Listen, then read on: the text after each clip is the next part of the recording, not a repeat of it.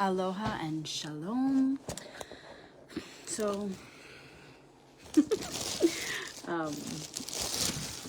yeah, I wasn't going to do this activation tonight, and I'm literally in my pajamas, and I actually posted, and I said, I will not be doing the first quarter activation tonight, and then I deleted it because I kept getting this message that it needs to happen.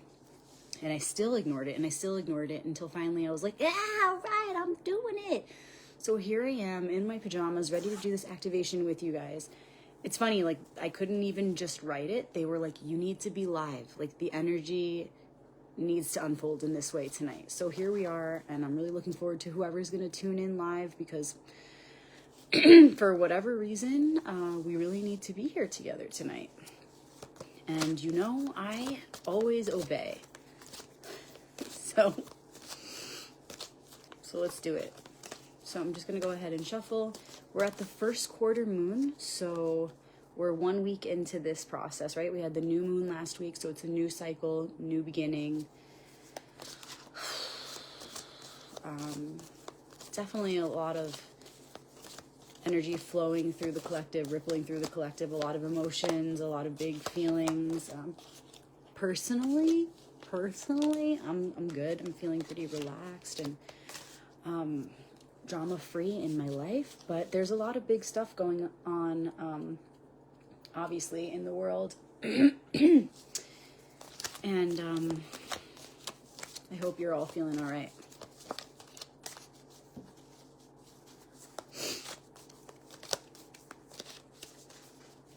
So again, first quarter moon means we're 1 week into this cycle.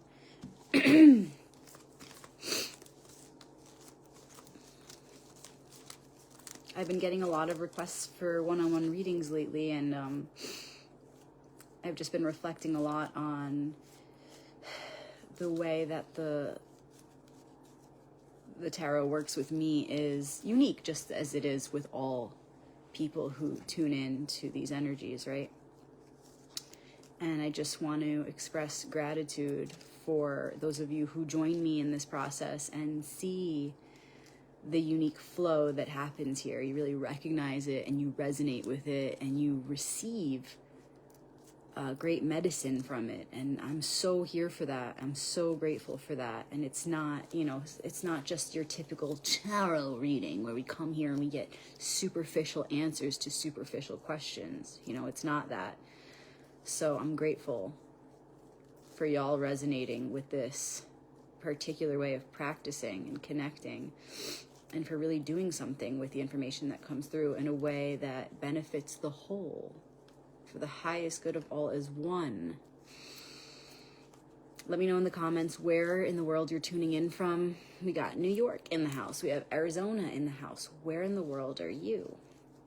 And feel free to share this now while we're live with a family member, a friend, or someone who could use this message right now, or someone who could help activate this message further. Or feel free to share it at the end. It'll be a recording, and it'll go to YouTube and Instagram, Rebecca Magic, if you want to share it with someone who's not on Facebook. We've got Michigan in the house. All right, so beginning with the tarot, giving thanks in advance for the message that's about to come through. Thank you, thank me, thank we, the one and all. The current challenge and gift, also known as the focus.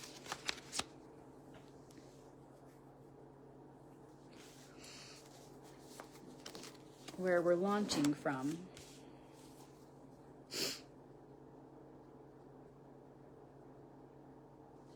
Why we're going through this.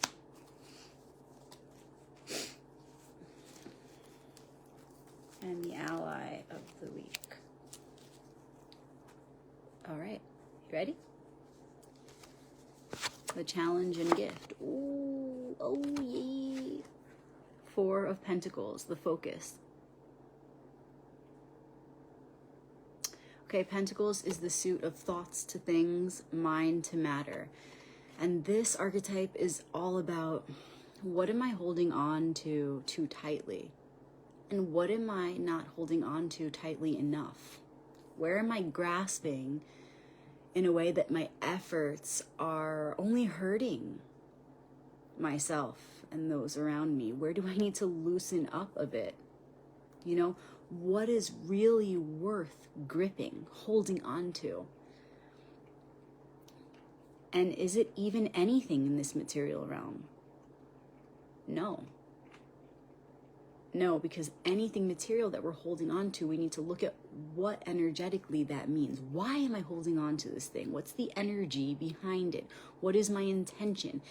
How is me giving my energy to this thing actually feeding a spiritual source, or giving energy to something beyond the physical realm? How can I give my energy to something in a way where that's going to produce more light for this world? Because light is the only thing that lasts forever.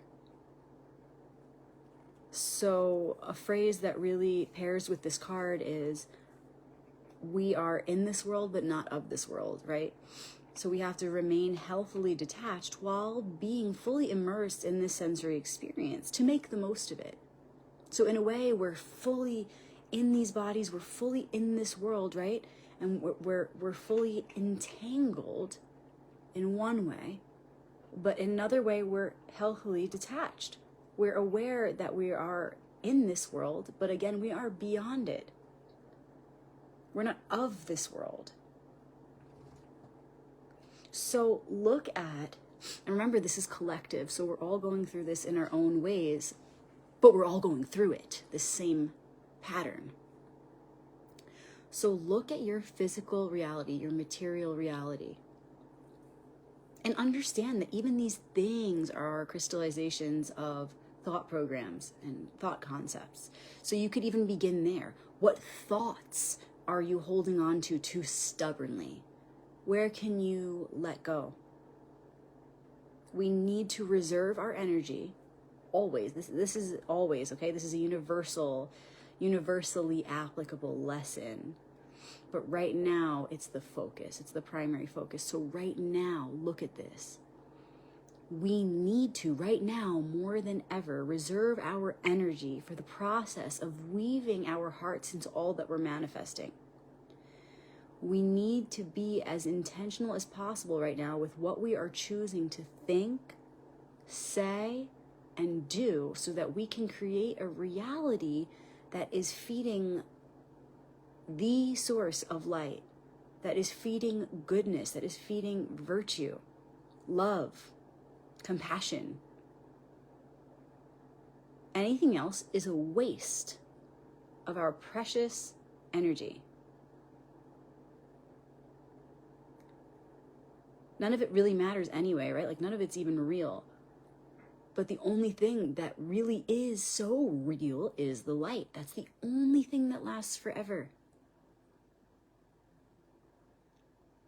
So why waste our time right now when we are here in these bodies with this divine mission and the potential to expand the light, which is literally bringing heaven to earth? There's no greater pursuit.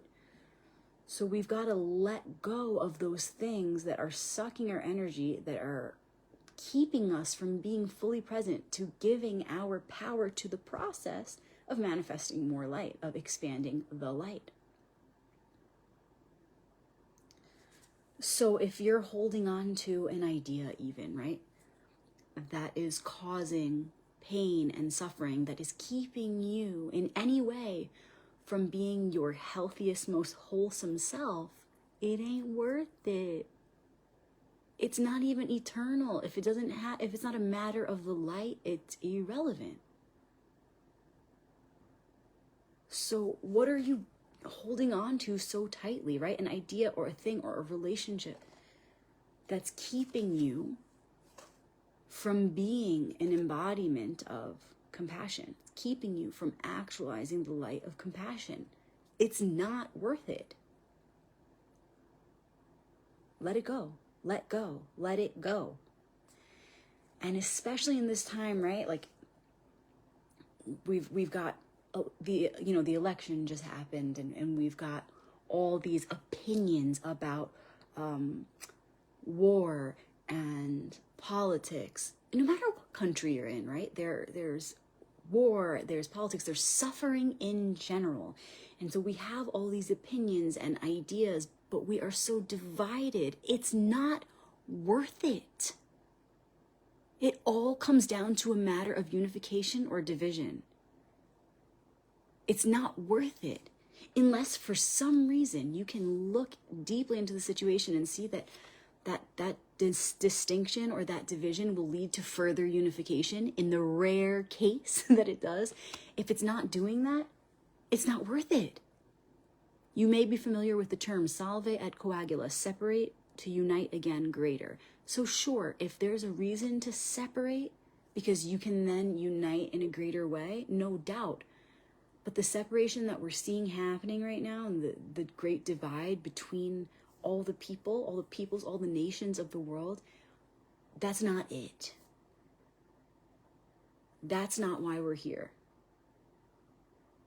So we've got to let go, and we've got to come back into a place of remembrance of our purpose and why we're even here, and not get caught up in all of the heat of the byproducts of suffering, right? Because from the suffering and from the fear comes those pushy, aggressive opinions. Because if we were coming from a place of love and caring and unity consciousness, then our opinions, however different, would still be full of good intention.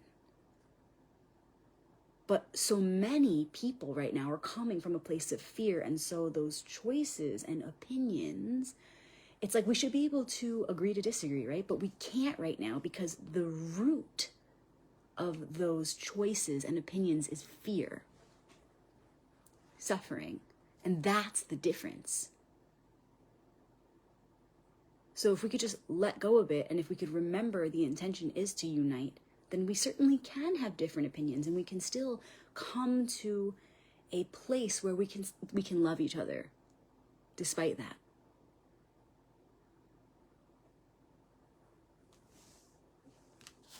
Why are we going through this? Oh, yeah. We have the Six of Cups. And this is really clear, really straightforward. You see a little boy and little girl exchanging this white flower in a cup, in like what looks like a trophy, right?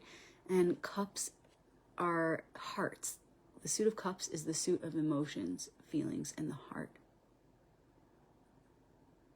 Okay? What this really comes down to, because remember, it's all you, the boy, the girl, the cup, the flower, these houses, every single thing in here is you. And it's speaking to our polarities exchanging energy with good intention, with positivity, with innocence, with purity, with love. That's what that white flower represents. So it's a healthy exchange, it's a loving exchange. And when you bring this archetype into the world of the collective consciousness, what this means is we're going through this, learning how to let go, how to not be so stubborn, how to return to the truth of who we really are and why we're here. We're going through this so that we can lovingly exchange energies, not only with one another, but within our own self, within our own division, that inner division that we have, to be able to unite those polarities, right? Because all this division on the outside is simply a reflection of what is within, right? As always, as within, so without. And so if we're seeing that division, it's like, well, how can I start at the root and go within and see how my own parts are divided? How have I not been putting the focus on harmonious unification with my own parts and polarities? And to put it in a positive way, how can I here now look within and unite, marry my own polarities, my own parts, so that there can be harmony within me, so I can see that in the world without? Because let's face it, so many people aren't even aware of this work, of this concept of uniting the parts, right? And it's not just the polarity, it's not just the two, it's the many that those two represent, right? Like you have the one God, creator, source, and then you have the two, right? Like the feminine, masculine, positive, negative, active, receptive forces. And then that separates into the elements, which are the four, but then that separates into the many, everything you see around us, right? The world of multiplicity. So we're beings of so many colors. You're a rainbow. Have you been sitting with each of those parts of yourself? This is where we return to that concept we mentioned a moment ago, salve et coagula. This is a time where it's positive to separate, because we can then, after separating the parts of ourselves and giving each one proper attention and integration, then we can unite as a more whole and holy being. That is a positive example of when to separate the pieces. Right? So that's what the world needs more of right now. Not this division going on in the collective consciousness, but going within. Dividing the parts up, separating the parts of yourself so that you can even identify with all of those parts, so that you're not missing any one part of yourself, so that you're not accidentally or subconsciously denying any one aspect of yourself. And then giving each part of yourself the proper attention so that you can integrate them all into this whole and healed being. Okay, so that's why we're going through this right now. We're learning how to let go. Stop just focusing on the outside. Turn back within and remember to create harmony there. Remember to unite there. Remember to look at what separation is going on in there, not just point fingers outside and continue to divide, but to turn within and promote harmony there. Take responsibility and accountability for what you can, for what is within. Okay, beautiful. So I just want you to see the symmetry there with the numbers, right? We had a 4, we have the 6. See the symmetry there? Okay, now we have the Fool comes up as our launching pad, where we're coming from into this journey. Okay, this is a new beginning right now. There are huge shifts taking place. Oh my God, yes, there's always a shift taking place, right? Like the Fool, for example, this 0 is really like think of it as a portal, which is a point of reality, which makes up this entire grid, right? So the Fool, or this portal, is present in each point of the fabric of reality. Yes, there's a new beginning every moment, right? But right now we are experiencing a huge shift literally in the material world. Okay, so there's been this huge buildup of energy, and now we're finally starting to move into this next stage of world transformation in a very physical way. Okay, so we're being given this opportunity to experience radical change on a collective level. So how will you be a part of it?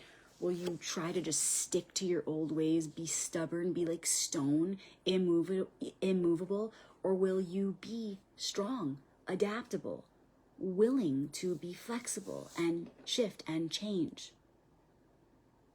Okay, so 4 is also connected to Arcanum 13, which is death. 1 plus 3, 13, 1 plus 3 is 4. So that's just a little fun fact for you, pro tarot tip. All of the 4s of the minor arcanums are connected to not only Arcanum 4, the Emperor, they're also all connected to death, which is the next transformation of the Emperor, by the way. If you want to go deeper with that kind of stuff, ask me about my video classes. So for now, what I'll share is that this card is connected to death, because if we want to die to the old self and we want to be able to transform, we have to be willing to let go of that rigidity. We have to be willing to shift. Every one of our cells has to say, hey, I'm here ready to work in in unison with all the other cells to make this necessary transformation happen. So if we want to be a part of this new beginning in the most positive way, we've got to let go. That's always the key to any change, to any new beginning. If we want to maximize our potential in stepping into a new world, then we have to be willing to let go of that rigidity. Okay, the more you can let go, the more you create space for newness to take place.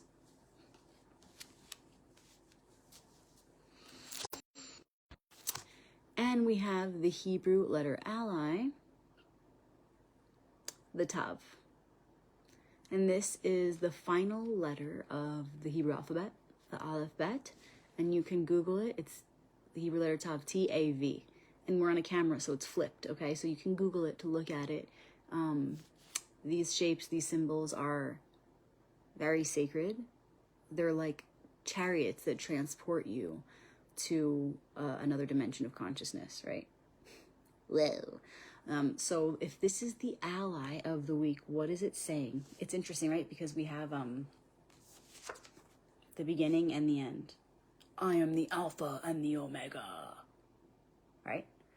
Or I am the Aleph and the Tav, as Jesus would have said in Hebrew, actually, right?